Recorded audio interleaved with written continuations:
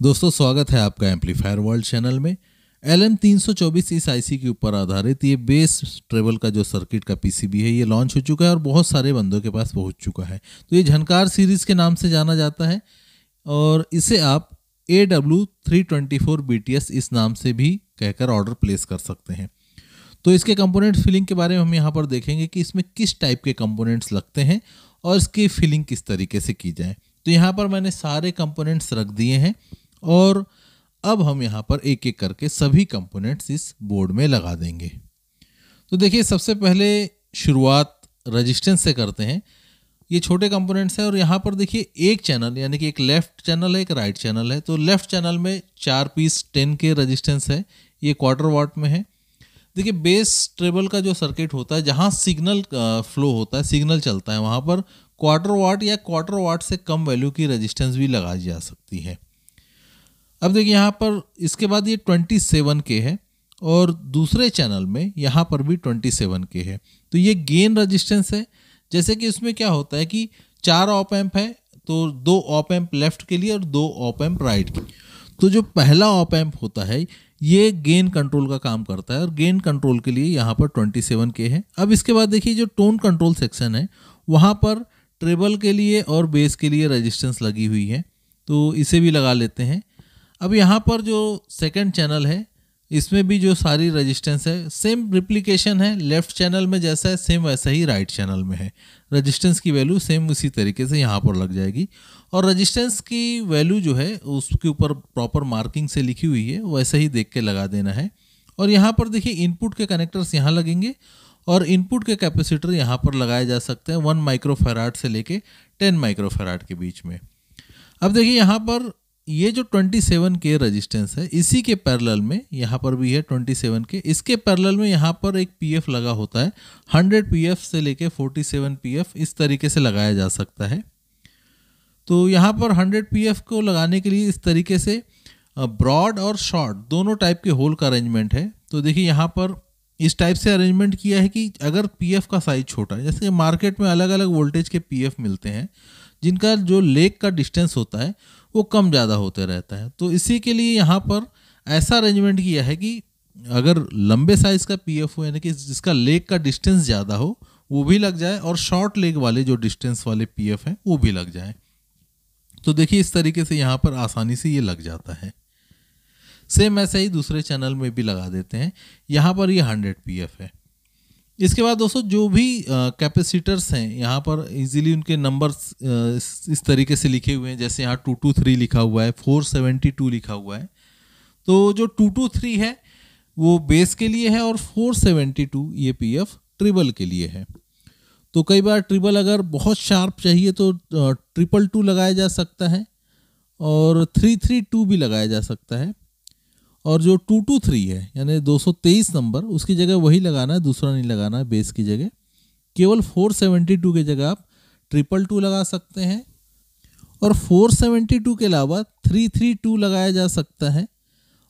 तो इस तरीके से यहाँ पर ट्रिबल का जो पीएफ है उसको चेंज करने से इसका हाई फ्रीक्वेंसी रिस्पॉन्स भी चेंज होता हुआ आपको समझ में आएगा। तो इस तरीके से ये बेस के पीएफ और ट्रिबल के पीएफ यहाँ पर लगा देते हैं। दोस्तों ये board quad op amp IC based है, यानी कि एक ऐसी आईसी जिसके अंदर 4 ऑप एम्प आईसी इनबिल्ड होती है। तो बहुत से सब्सक्राइबर ने ये भी कहा था कि LM324 आईसी इंडस्ट्रियल आईसी है और इसमें नॉइस होगा, लेकिन इसमें जब मैंने साउंड सुना है LM324 का ऐसा कोई नॉइस का इशू नहीं लगा। और सबसे बड़ी बात ये LM324 आईसी काफ़ी चीप होती है और इसका परफॉर्मेंस भी अच्छा है। लेकिन जो बंदे महंगी आईसी लगाना चाहते हैं तो उनके लिए भी ऑप्शन है, आप यहाँ पर TL74 लगा दीजिए, या फिर उससे अच्छी क्वालिटी और महंगी आईसी लगाना चाहते हैं तो TL84 आईसी आप लगा सकते हैं। तो देखिए LM324, TL74 या TL84 ये तीनों आईसी इक्वलेंट है एक दूसरे की, इनके पिन में कोई चेंजेस नहीं है, एक दूसरे की जगह आसानी से ये रिप्लेस हो जाती है। तो जो महंगी आईसी लगाना चाहते हैं वो TL84 या TL74 हाई क्वालिटी में इसमें लगा सकते हैं। और नॉर्मली जो मेंशन है इसके ऊपर LM324 उसका परफॉर्मेंस तो ठीक है, इसमें कोई प्रॉब्लम नहीं है। फिर भी कंपैरिजन के लिए आप इसमें आईसी बेस लगाकर दोनों आईसी अगर लगाकर देखेंगे तो मुझे नहीं लगता कि आपको बहुत ज़्यादा फर्क देखने को मिलेगा।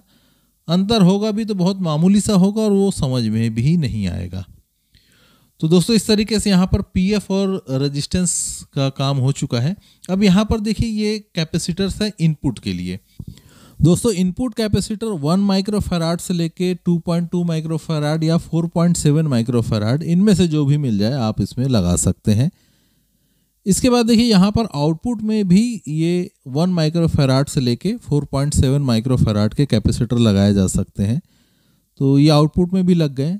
अब देखिए यहाँ पर दो कैपेसिटर है 22 माइक्रोफैराड 50 वोल्ट और यहाँ पर भी दो कैपेसिटर 22 माइक्रोफैराड 50 वोल्ट के हैं। ये एक्चुअली फिल्टर है, पावर सप्लाई का जो फिल्ट्रेशन करने के लिए यहाँ पर 4 कैपेसिटर लगाए गए हैं 22 माइक्रोफैराड के। हालांकि अगर आप इसकी वैल्यू बढ़ाना चाहते हैं तो आप इसे 47 माइक्रोफैराड 50 वोल्ट के कैपेसिटर लगा सकते हैं।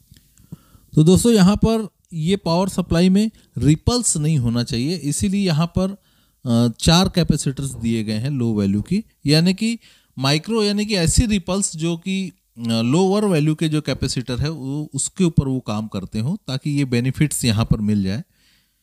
अब इसके बाद दोस्तों यहाँ पर फिल्ट्रेशन का काम तो हो जाता है। इसके बाद जो रजिस्टेंस से जो सप्लाई आएगी, यहाँ पर 3.9K का रजिस्टेंस है जो कि मेन सप्लाई से वोल्टेज लेकर आएगा और उसे यहाँ पर 12 वोल्ट के जीनर से क्लैम्प किया गया है। अब ये 12 वोल्ट के जीनर की जगह आप 15 वोल्ट का भी लगा सकते हैं, 18 वोल्ट का भी लगा सकते हैं। तो यहाँ पर ये 18 यानी कि 18 वोल्ट का जीनर मैं यूज़ कर रहा हूँ, क्योंकि 18 वोल्ट का जीनर से फुल वोल्टेज जो आईसी का जो फुल वोल्टेज होता है उस आईसी के ऊपर पहुँचेगा और आईसी अच्छे तरीके से काम करेगी। अगर आपको 18 वोल्ट नहीं मिलता है तो 12 वोल्ट का जीनर लगा देंगे तो भी कोई प्रॉब्लम नहीं है, आईसी का परफॉर्मेंस अच्छा ही रहेगा। तो यहाँ पर इस तरीके से ये जीनर डायोड लग गए हैं। दोस्तों इस बोर्ड को अलग अलग पावर से चलाया जा सकता है। इस समय जो डिफ़ॉल्ट पावर सप्लाई इसमें है 35 volt plus minus DC supply है। तो 35 वोल्ट के अकॉर्डिंगली यहाँ पर 3.9 के 1 वाट रजिस्टेंस है। लेकिन कई बार आप ऐसा चाहते होंगे कि इसे अलग वोल्टेज पर चलाया जाए, जैसे कि प्लस माइनस 20 वोल्ट पर इसे चलाना है, तो 3.9K की जगह यहाँ पर 220 ओम हाफ वाट का रजिस्टेंस लगेगा। और 50 वोल्ट पर जाना है तो 4K 7, 80 वोल्ट के लिए 5.6K, और जब आप इसे प्लस माइनस 100 वोल्ट के ड्राइवर के साथ ऑपरेट कराते हैं तो 10K 1 वाट की रजिस्टेंस आप लगा सकते हैं। तो ये जो पावर सप्लाई की जो रजिस्टेंस है इसे 1 वाट में होना चाहिए, क्योंकि ये हीट डिसिपेट करेगी। तो इसीलिए यहाँ पर वाटेज वैल्यू इंपॉर्टेंट है। दोस्तों ये वोल्टेज का चार्ट किसी भी बेस ट्रेबल के लिए काम आ सकता है जो उसकी सप्लाई रजिस्टेंस है। तो यहाँ पर देखिए 3.9K की रजिस्टेंस मैं यूज़ कर रहा हूँ, क्योंकि इसे 35 वोल्ट पर ही मुझे टेस्ट करना है, क्योंकि मेरे पास जो एम्पलीफायर है और जो पावर सप्लाई है वो ज़्यादा वोल्ट की नहीं है, तो इससे उसे टेस्टिंग कर लेंगे।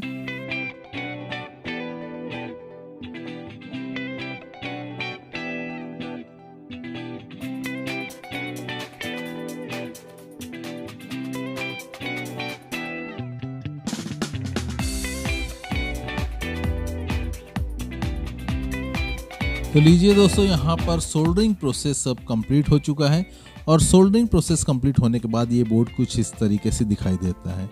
तो आप इस बोर्ड का पीसीबी मुझसे ले सकते हैं। उसका टेस्टिंग वीडियो ऑलरेडी मैंने शॉर्ट वीडियो में पहले ही अपलोड कर रखा है।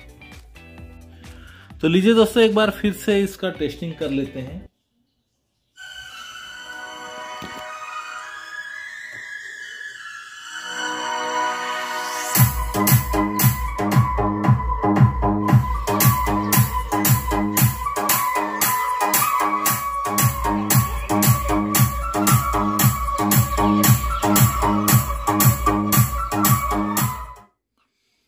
दोस्तों साउंड बिल्कुल क्लियर है, और यहाँ पर मैंने TL74 ये आईसी इस्तेमाल करके देख लिया और TL74 से भी बोर्ड बनाकर देख लिया, दोनों में ही कोई फ़र्क नहीं है, साउंड बिल्कुल वैसे ही क्लियर आता है।